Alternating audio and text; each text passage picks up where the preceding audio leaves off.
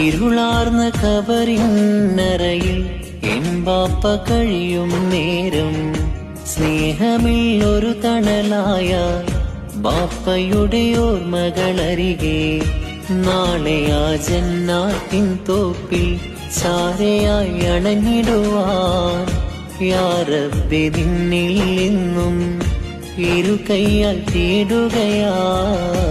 ഞാൻ കണ്ട ദുനിയാവില് എൻ ബാപ്പ എൻ തണലാണ്. മൈലാഞ്ചി ചെടികൾ താഴെ എൻ ബാപ്പ മയങ്ങുകയാണ്.